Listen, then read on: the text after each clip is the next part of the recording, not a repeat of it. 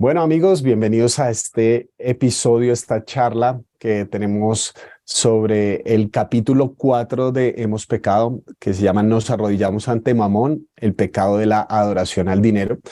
Y para conversar en este episodio, le he pedido a un amigo que de verdad de quien he aprendido mucho, hemos podido en la distancia forjar una amistad y proyectos, y creo que es una voz muy, muy especial para esta generación. Bueno, en los distintos medios digitales por ahí está, y además de su literatura y de los libros que ha escrito, creo que tiene mucho, mucho por aportar sobre este tema en específico. Ya lo hemos tenido por estos lados, entonces bienvenido nuevamente por aquí a Lucas Magni. ¿Cómo estás, hermano? Qué gusto saludarte, gracias por esta invitación, gracias por abrir la charla. Me escucharás hoy con una voz particularmente de ultratumba, estoy luchando para no ceder a los virus, así que, bueno, acá fuerte con tecito y charla con amigos.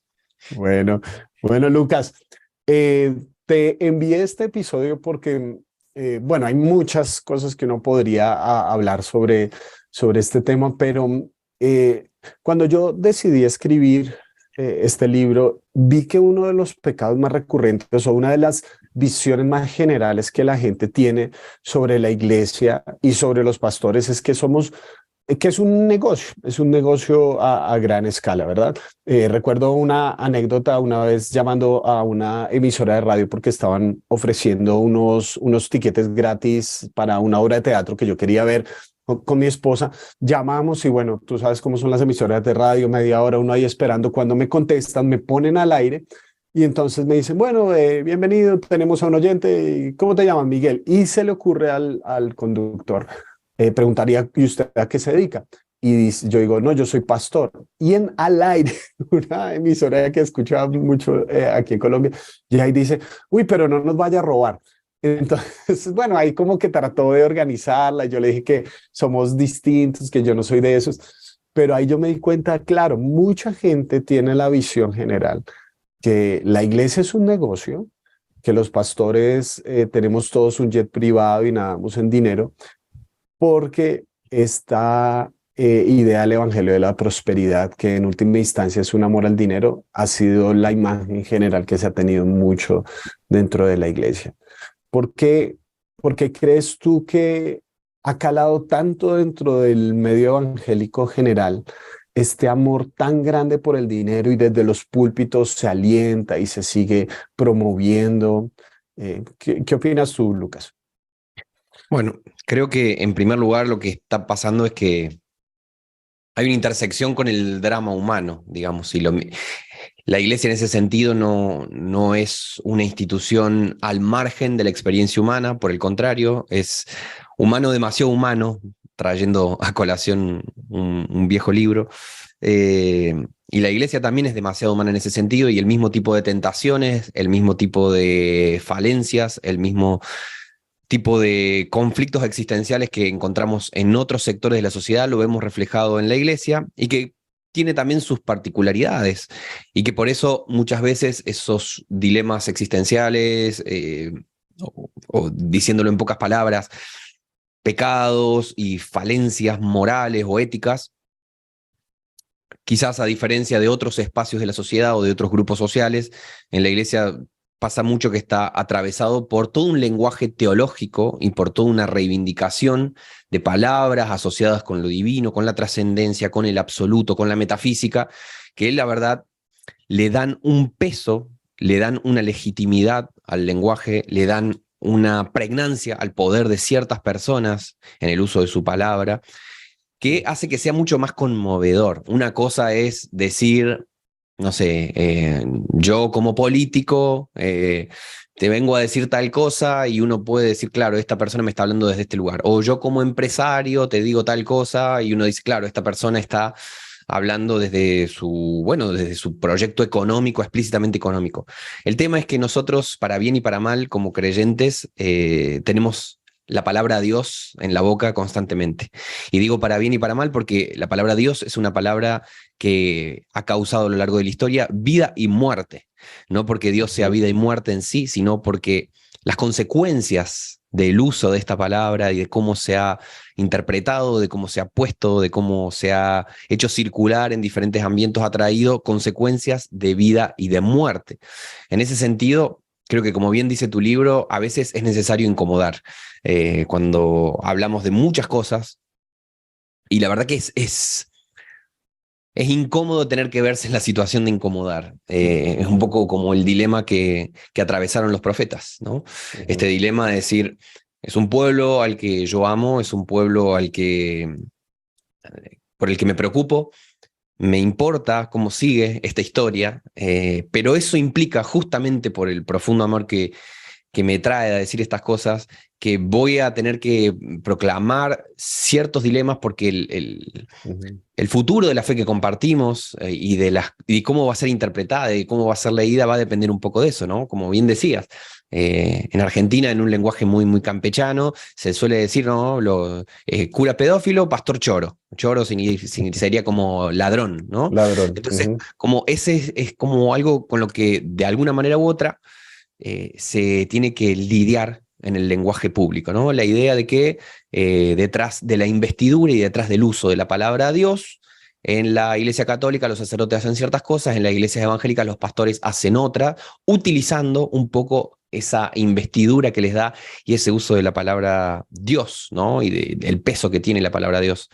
Me acuerdo, ya que traías a colación esta predicación o este evangelio de la prosperidad, una anécdota también, en la cual, bueno, fui a un evento multitudinario que sucedía en la ciudad donde yo vivía en esa época, en la ciudad de Córdoba, en Argentina, un evento muy famoso, muy multitudinario, y la última noche el evento cerraba con un pastor muy famoso, esto fue hace varios años, que venía y predicaba acerca de que Dios como lo había llamado al ministerio, lo había llamado al servicio y necesitaba poder hacer su obra. Él decía, usted tiene que ser generoso, así como yo he sido generoso en mi vida, y por eso a mí Dios me ha prosperado para poder predicar el evangelio en helicóptero. Literal, Literal, o sea, su argumento a favor y por el cual estuvo pidiendo ofrendas y diezmos durante una hora prácticamente, su argumento era que como él había sido fiel a Dios y le había dado, podía dar el testimonio, que iba a seguir predicando el evangelio en helicóptero, y desde ese lugar hacía el llamado a esta especie de pacto o acuerdo con Dios donde yo te doy algo, vos me das algo, y que a largo plazo no deja de ser como una estructura bastante piramidal, donde se recrean como dimensiones o peldaños de crecimiento social, pero que también es espiritual, ¿no? Porque cuanto uno más va ascendiendo por esa escalera, no solo que estás más cerca de Dios, sino que también es más respetado por los demás, las demás personas de la iglesia. Y cuando uno va viendo esas cosas, quizás si no pertenece a esos círculos, las ve como muy extrañas. Pero para las personas que están adentro de esos círculos, es un lenguaje tan común, tan habitual, que ya se ha vuelto completamente interiorizado esta lógica de fondo. Y después, y seguramente vamos a seguir hablando como de la lógica de fondo, ¿no? Porque uno puede hablar de anécdotas, pero la lógica de fondo quizás es esta idea de un intercambio con lo divino, que no deja de ser como el elemento más ancestral del fenómeno religioso, ¿no? La idea de que yo le doy algo a la divinidad, sea un sacrificio, sea una ofrenda, sea mi propia sangre, sea matar a alguien, sea un sacrificio humano, lo que fuere, esperando que la divinidad me dé una cosa. Entonces, en ese sentido es un planteo muy ancestral de las religiones del mundo, y quizás la vuelta de tuerca es que el cristianismo juega otra cosa, ¿no? En ese sentido hay algo hay algo muy propio de las religiones del mundo en esta teología de la prosperidad, y que en ese sentido no es teología cristiana, porque el cristianismo juega otra cosa. Y ya vamos a seguir hablando seguramente de qué es esa otra cosa o en qué consiste. No obstante, sí me parece, como bien decías en tu libro, la necesidad de tomarnos el tiempo, de ponernos un poco incómodo para poder hablar de estas cosas y hablar con honestidad intelectual, pero honestidad espiritual también, y preocupados por las consecuencias que este tipo de planteos ha tenido. Y para muchas personas, esto que mencionas de no es tan extraño, este pastor que predica en helicóptero y cosas por el estilo. Eh, el libro que detonó para mí este capítulo en específico fue un libro que es una investigación de un periodista de las iglesias aquí en Colombia. Y dentro del lenguaje que tú hablabas, uno de los elementos más fuertes dentro de una de estas, o dentro de varias de estas comunidades, es, por ejemplo, el elemento de la maldición, ¿verdad? Como junto con toda esta visión ancestral que tú dices del trueque, yo le doy al Dios para que Dios me dé. También obviamente subyace la idea de si yo no doy lo que debo dar, pues entonces no me bendice el Dios, sino que me maldice. Entonces este lenguaje de la maldición es una cosa muy fuerte y obviamente yo no quiero ser el maldito, ¿no? Entonces como si el pastor tiene la palabra de Dios y el pastor me maldice por yo no dar lo suficiente o por yo cuestionar algunas cosas, así sea respetuosamente, entonces obviamente me van a maldecir. Hay un elemento psíquico que se mete dentro de las personas de un elemento de temor muy, muy profundo, ¿no? Y que todo empieza a girar en un entorno de causa y efecto, ¿no? Entonces, me fue mal el negocio. No fue porque no di suficiente dinero. Me fue bien en el negocio, entonces tengo que dar más para. Entonces, como es Maravillosa un jugada. círculo, claro, es como una rueda de hámster muy, muy grande. Y de todas formas ve uno y decía este periodista, él no es creyente ni nada por el estilo, él decía algo muy cierto, y él decía, me parece sumamente inmoral que un pastor llegue vestido con miles de dólares en su vestido hecho a talla, rodeado por escoltas, en caso de algunas de Colombia, en camionetas que cuestan lo que costaría el sueldo de un año de muchos de sus feligreses. Él hace esa observación y claro, no tiene uno que ir al otro extremo, creo yo, necesariamente, donde entonces si eres pastor, pues no puedes tener ningún tipo de comodidad ni ningún tipo de anhelo o algo así. Pero cuando estás construyendo algo y te paras sobre los hombros de la gente, hay algo que ya no está funcionando bien, hay algo que ya no está funcionando bien. Porque está el otro lado de la moneda. Hay pastores de iglesias gigantescas, conozco varios y lo podemos hablar de muchos de ellos que, aunque son pastores de iglesias enormes que mueven miles de millones de dólares incluso, ellos toman la decisión personal de decir, yo voy a tener este sueldo. Con este sueldo es lo que necesito para vivir y lo hacen adecuada y respetuosamente. ¿Por qué? Porque si yo no me limito, empiezo fácilmente a caer en la tentación de, yo soy el pastor, entonces yo merezco más y la iglesia tiene más, entonces yo, en fin, hay como mucho de esta mentalidad tan codiciosa dentro de nosotros y dentro de nuestra cultura que fácilmente nos lleva a ese tipo de lenguaje. Y hay algo que ahí en ese sentido yo quisiera incluir porque tú creo que ampliaste un poco el concepto. O sea, yo planteo que Mamón inicialmente era el dios del dinero, pero yo alguna vez te escuché hablar que es un concepto más amplio que simplemente el dinero y me parece muy interesante porque a veces nosotros solo pensamos como, bueno, esos son otras iglesias, otras comunidades, pero cuando yo te escuché hablar del concepto de Mamón desde una perspectiva un poco más amplia, me hizo pensar cómo yo también en otras dimensiones, pero estoy metido dentro de ese mismo río. Entonces, sí, si nos puedes contar un poquito tu visión de lo que significa la adoración a Mamón, que precisamente es lo que está alrededor de este tema de la adoración. Pues al dinero, pero hay más cosas ahí. Bueno, creo que como todos los temas verdaderamente importantes son complejos, están llenos de matices y a veces cuando uno intenta meterse en estos temas se van mezclando no solamente las dimensiones de ciertos espacios que uno muy claramente puede identificar como este es un espacio viciado o esto es un espacio problemático o este tipo de discurso es directamente anticristiano.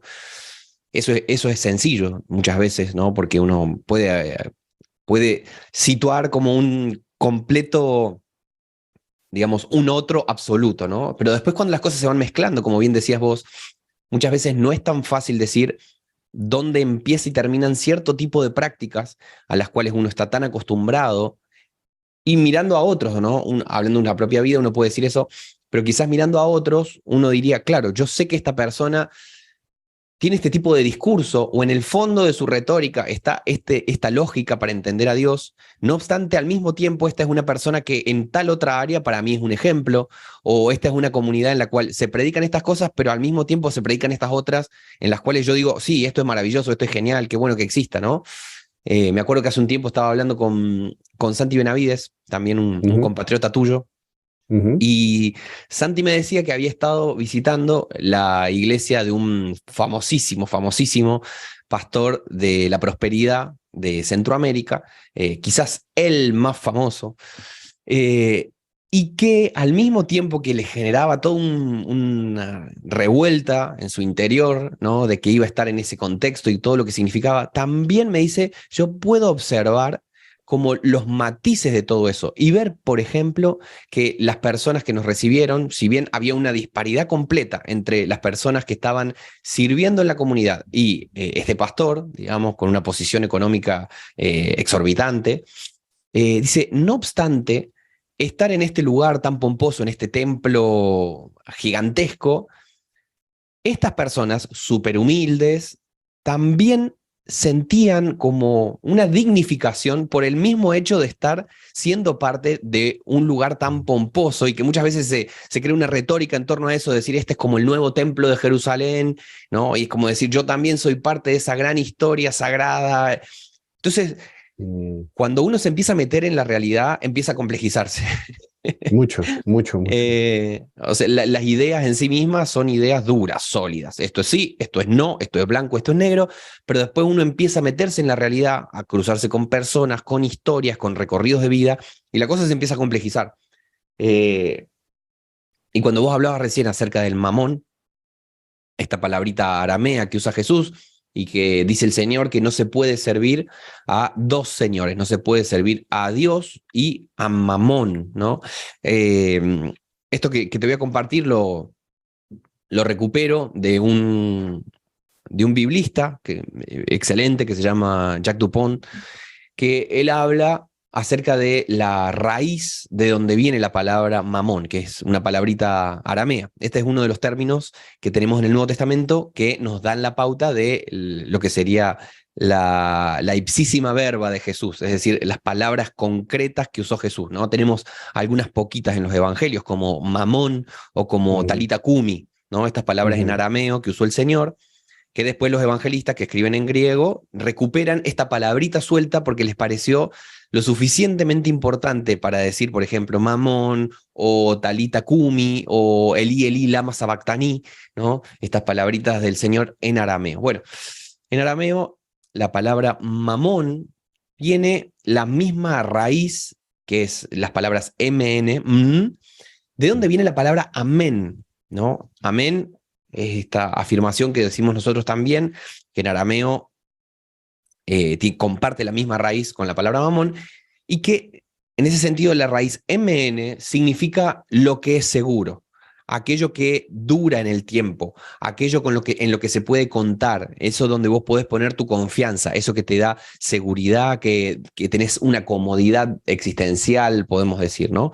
Entonces, qué interesante que la palabra mamón y amén compartan esta misma raíz. Cuando nosotros decimos ujú, amén, decimos que así sea, ¿no? Que haya, que esto sea confiable, que esto sea seguro. Ujú. confirmado, que sea seguro. ¿Por qué? Porque Dios lo puede respaldar. Entonces decimos que así sea, ¿no? Que sea seguro.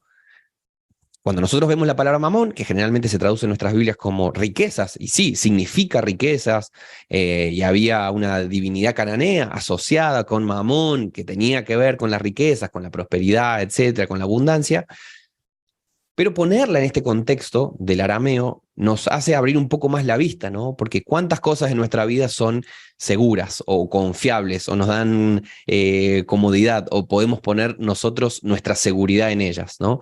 Entonces, quizás yo puedo decir, no, mi estilo de vida no es un estilo de vida en lo más mínimo pomposo, para nada. Yo tengo un estilo de vida que sea excesivo. Yo puedo mirarme a mí, puedo mirar a mis amigos, puedo mirar a mi alrededor, la gente, y decir, claro, yo soy de los buenos porque vivo así, pero esta otra persona es de los malos o de los que hacen el mal porque viven así.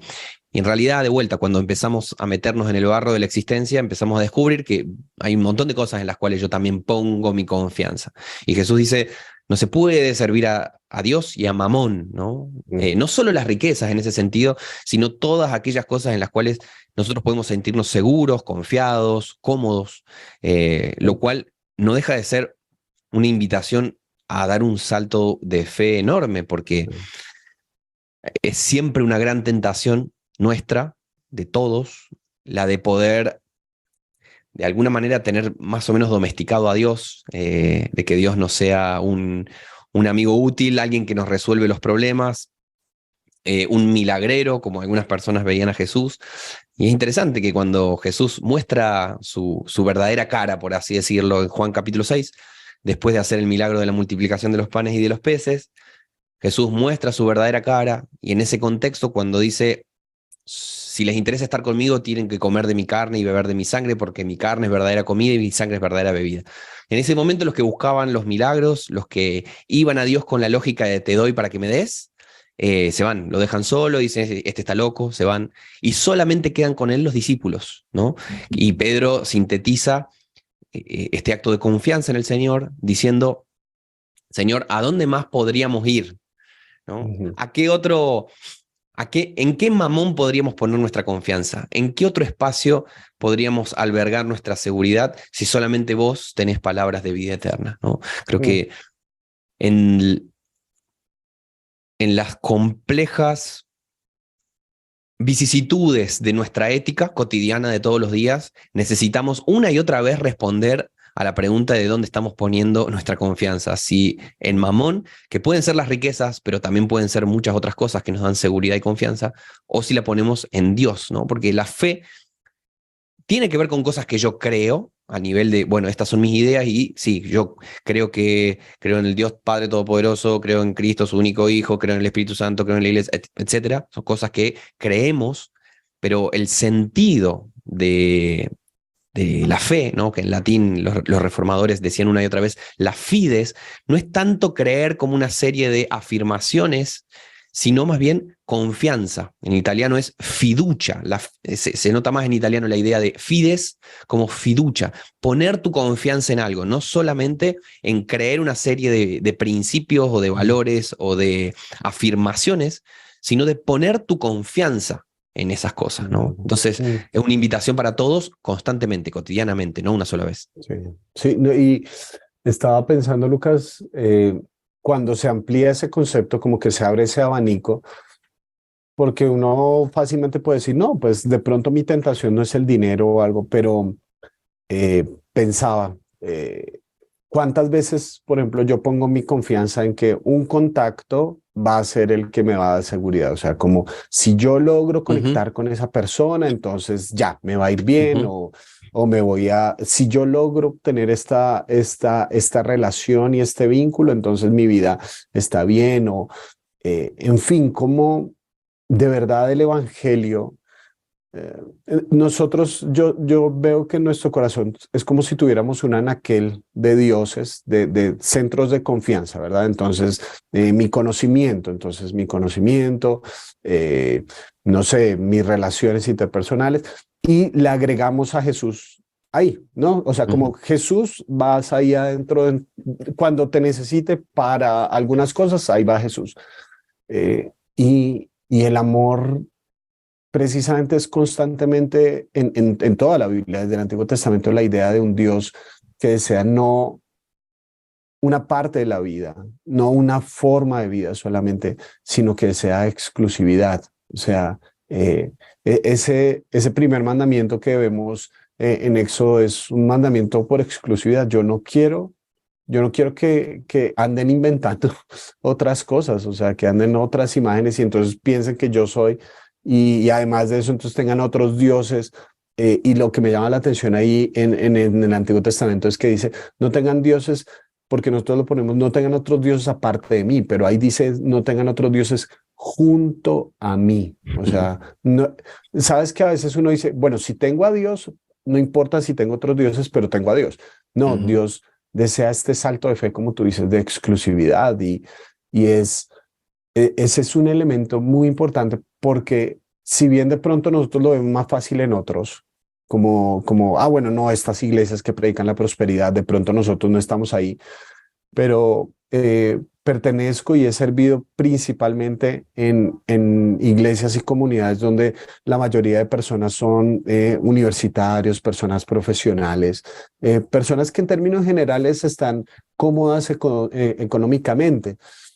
Y es muy fácil que Jesús pase a ser simplemente parte del anaquel. ¿Por qué? Porque tengo una seguridad económica, pero entonces Dios se convierte, o Jesús y el Evangelio se convierten en un comodín que yo utilizo a mi antojo, ¿no? Entonces decimos, no, yo no voy a caer en esto de los pactos, de darle dinero a este, pero estoy adorando a Mamón, porque estoy teniendo otros mecanismos de seguridad adicionales a Jesús.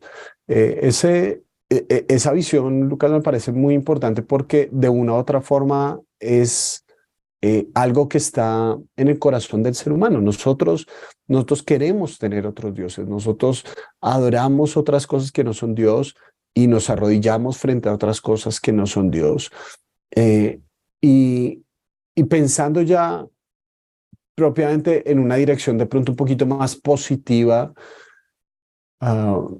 bueno, han mencionado la fe, pero ¿qué crees que es como parte de la esencia de lo que nos plantea el Evangelio en torno al manejo pues del dinero, pero también desde este punto de vista más amplio de estos mecanismos de seguridad que nosotros podemos tener?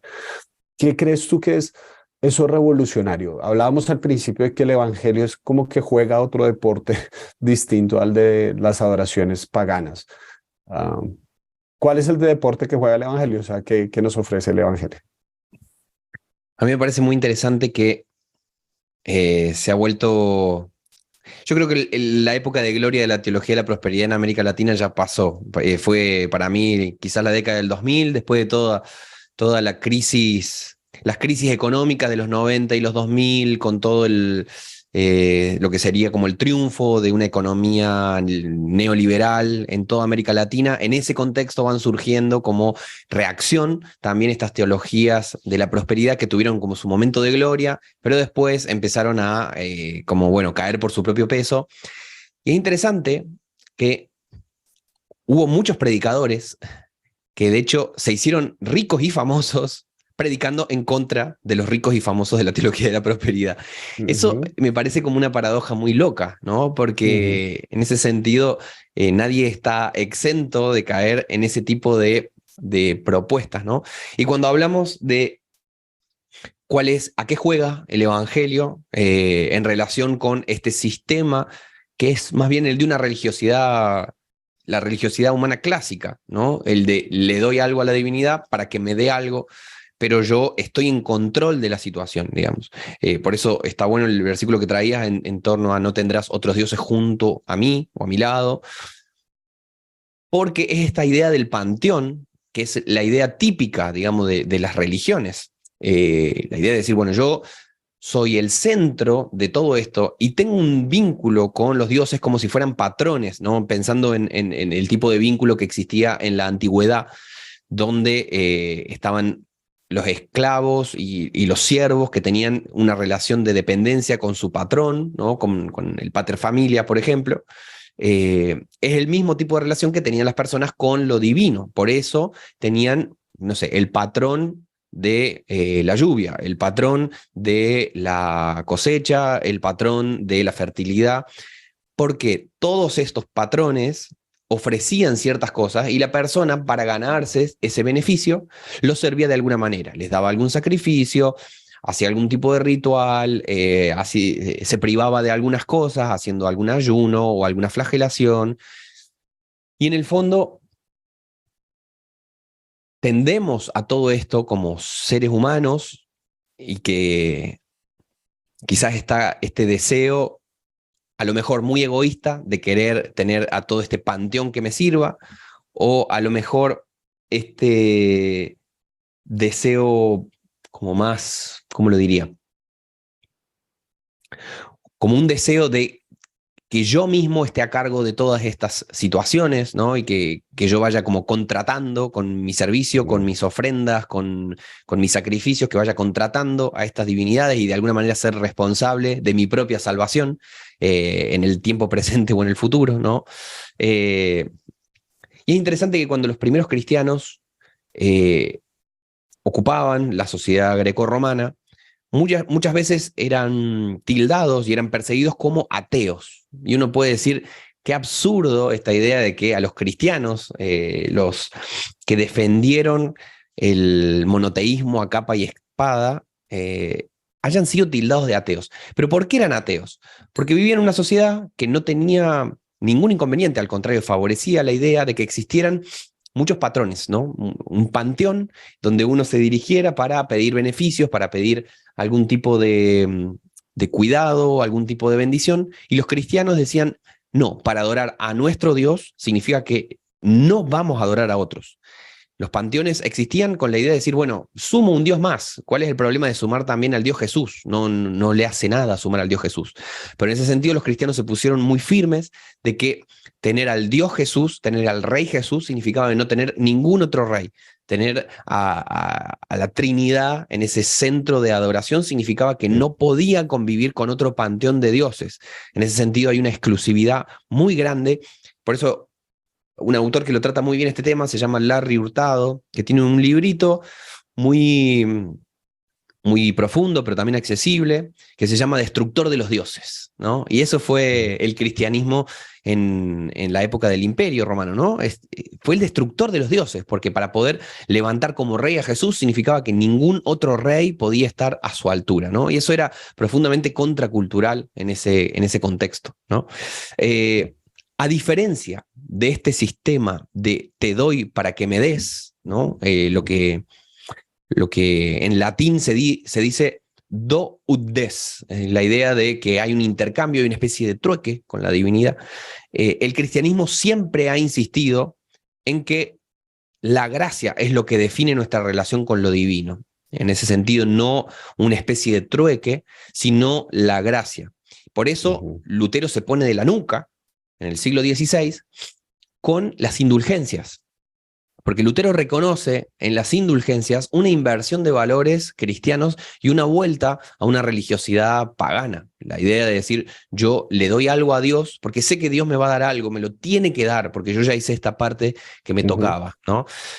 Las indulgencias quedaron allá con Tetzel y el siglo XVI, pero hay nuevas indulgencias y hay otras formas de crear indulgencias, ¿no? Entonces, volver a traer este tipo de reflexión a nuestro contexto es muy necesario, es muy importante, porque nos ayuda a abrir los ojos acerca de nuevas indulgencias que existen. Y de hecho, en mi libro de las 95 tesis, donde hago este intento de dialogar y traer a Lutero de este lado de la historia y ponerlo a hablarnos, ¿no? En sus propios términos y en su propio contexto, pero también trayéndonos a nuestro contexto y a nuestros términos, hay dos tesis del libro donde me dirijo un poco a estas cuestiones de las que estamos hablando, ¿no? Que son la tesis número 63 y la tesis 64. La tesis 63 dice, el corolario natural de la gracia es una vida de gratitud a Dios que se derrama en servicio al prójimo sin importar su condición. Y la tesis 64 dice, un estilo de vida sencillo y generoso es una forma muy potente de hablarle a una cultura consumista, individualista e idólatra del dinero.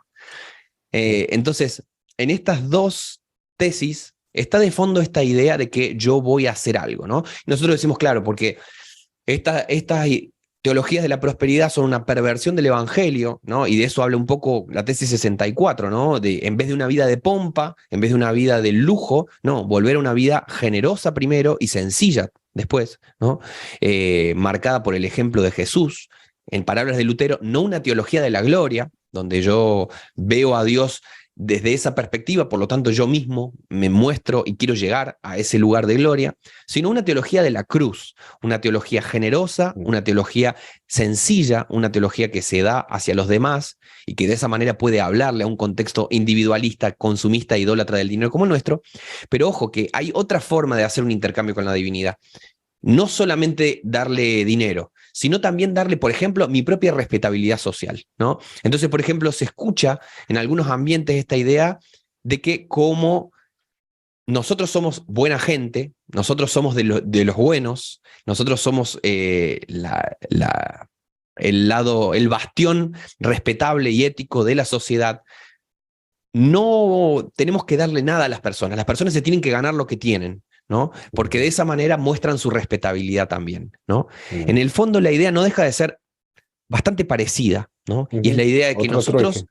es otro trueque, puede ser dinero, pero puede ser también mi propia responsabilidad moral, ¿no? Y en ese sentido, la parábola esta que cuenta Jesús acerca de un fariseo y un publicano que se presentan delante de Dios, el fariseo puede decir, yo me muestro delante de los demás, yo no tengo nada de lo que arrepentirme, puede ser por mi dinero, puede ser por mi respetabilidad ética o lo que fuera, pero la actitud del publicano de golpearse el pecho y de decir, no, no, yo soy un pecador, ¿no?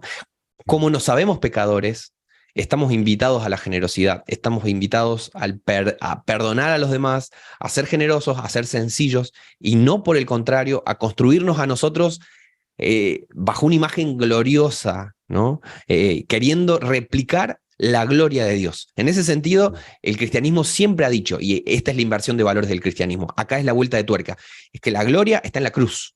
Cada vez que nosotros buscamos la gloria en un lugar que no es la cruz, hacemos que Dios se convierta en una cosa rarísima, que lo terminamos usando para nuestro antojo.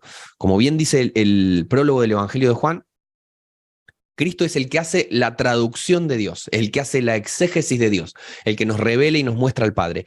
Y nosotros no podemos acceder a la gloria de Dios aparte de la cruz. Es ahí, en la cruz, donde nosotros podemos descubrir la gloria de Dios. Y es donde también nosotros, en la cruz, en el sacrificio, en la sencillez, en la entrega, en la generosidad hacia nuestro prójimo, donde vamos a poder también descubrir la gloria. Pero no una gloria como la pompa de este mundo, sino una gloria como la gloria de Dios que se manifestó en la cruz de Cristo.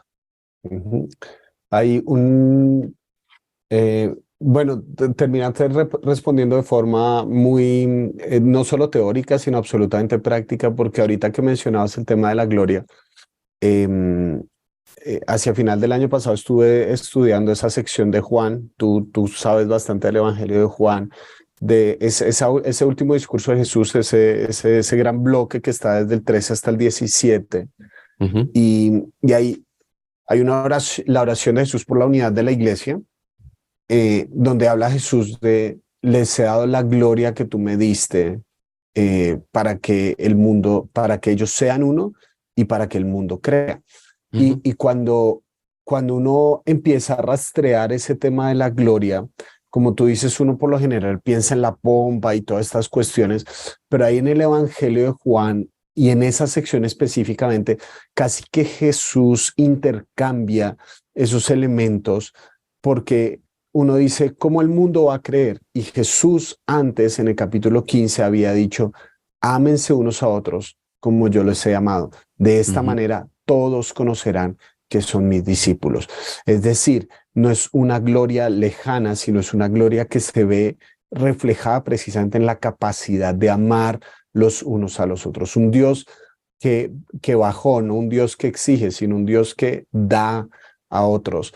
Y que no solamente quiere darnos para que se quede en nosotros, sino que se convierta realmente en el lenguaje de nuestra fe cristiana. Ahí es donde está la diferencia, ¿no? Así es. Como dice el libro de Hechos que el Señor Jesús dijo, hay más dicha en dar que en recibir. O sea, esta idea de que se convierta básicamente en nuestro lenguaje, la generosidad, no solamente en términos económicos, sino en términos de vida, que uno pueda darle a otros, que uno pueda, porque sabes que a veces también, otra vez, vuelve mucho esa mentalidad de trueque. Entonces, le voy a dar mi tiempo para que el día de mañana esta persona me pueda devolver. O por ejemplo, pensemos en el servicio.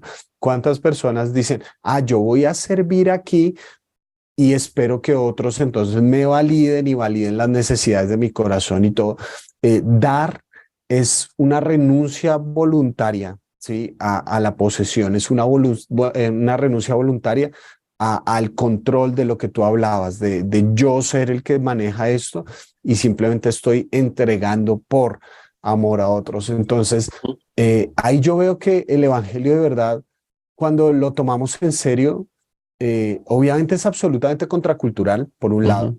en este aspecto, pero por otro lado termina siendo muy cómodo seguir adorando a Mamón, ¿no es cierto? Porque es el lenguaje que ha estado a nuestro alrededor y realmente cuánto del cristianismo precisamente su fuerza la mandó en la contracultura, ¿no? Como los primeros cristianos que dicen que todos, no había necesidad en medio de la comunidad, porque si había alguien necesitado, pues vendían y, oiga, ayudémosle a este que necesita para el mercado y todo, y no está en esa idea de, bueno, pero este sí está trabajando, sí está haciendo, no, si es de nuestra comunidad, lo cubrimos, eh, y yo creo que eso sí hace una diferencia muy grande en este mundo. Es más fácil quedarse con adorando al Dios Mamón de una u otra manera, Ujú. porque el evangelio en ese sentido es absolutamente contraintuitivo. Y yo creo, Lucas, que tú lo has resaltado muy bien, de verdad. Pues siempre que te escucho y podemos conversar, aprendo mucho de ti. Y lo que yo creo que es en última instancia el llamado que nosotros hacemos desde este libro, desde esta conversación es, ojalá podamos volver nuestra mirada al Evangelio de Jesús, que tiene una Ujú. riqueza extraordinaria. No simplemente queremos denunciar como el pecado y ya, sino decir, venga, retomemos el rumbo, porque eso es algo que puede cambiar el mundo. Este es un mensaje que de verdad puede hacer la diferencia en este mundo, y ese es el sueño que tenemos, y yo sé que también late en tu corazón, Ujú. que sin ir tan lejos, todo esto que has hecho con el libro de las 95 tesis y todo es la idea de decir, no podemos cambiar el rumbo, no solamente queremos denunciar un problema, sino que por la gracia de Dios arrepentirnos y volver Ujú. a mirar al Señor y ojalá eh, caminar en el Evangelio. Entonces, yo sé que ese es tu anhelo, yo sé que ese es tu deseo también, y por eso te agradezco por esta conversación tan enriquecedora sobre este tema. No, gracias a vos, hermano. Gracias por esta invitación y por el capítulo de tu libro que es hermoso. Como te estaba diciendo antes de que entráramos en la charla, me gustó muchísimo no solamente el contenido del libro, sino también cómo lograste hacerlo muy, muy divertido para escuchar y muy entretenido y te va llevando y te va conduciendo y sobre todo haciendo pensar acerca de las prácticas personales, individuales, nuestra piedad, diríamos, a nivel personal, pero también nuestras prácticas colectivas, porque creo que quizás algunos espacios o algunos grupos hacen mucho énfasis en la piedad personal únicamente y no se toman nunca el tiempo para pensar en las prácticas colectivas que condicionan las personales. Y Sí. otros grupos que solamente ven los pecados colectivos y estructurales, pero no hacen el tiempo de decir, nosotros, nosotros hemos pecado, ¿sí? Es muy fácil que cuando el pecado siempre es estructural, la culpa la tengan los demás, ¿no? Y es muy fácil que cuando el pecado siempre es pietista, individualista, nunca genere transformaciones a nivel colectiva, porque se guardan en la interioridad del ser y se tratan en la habitación orando y ahí se termina todo.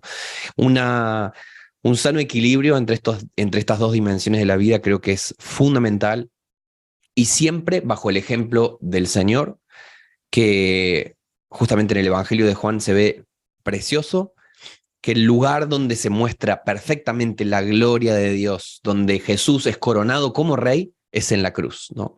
Y lo pone en palabras maravillosas Pablo en Filipenses 2, cuando habla acerca de que nosotros tenemos que ser como Jesús, que pudiendo estar desde esa altura, hizo la kenosis, y se humilló, se despojó, se sacó la ropa de gloria y justamente por haber hecho eso, la consecuencia fue que alcanzó la gloria, ¿no? Mm. Y de igual manera nosotros también nuestra gloria está dada porque sigamos el ejemplo de Jesús de despojarnos. Y no despojarnos para sacarle algo a Dios o despojarnos para conseguir algo del otro. Es fantástico que diga la Biblia de que Dios nos amó cuando todavía éramos pecadores, ¿no? Porque Ujú. eso nos marca un ejemplo a nosotros también acerca de cómo amar a las demás personas, a las personas que necesitan de nuestra generosidad, por ejemplo, cuando todavía son pecadores, cuando todavía son necesitados, ¿no? En ese lugar es donde se expresa en nosotros el carácter y la obra del Espíritu, ¿no? Siendo parecidos a nuestro Maestro y a nuestro Señor.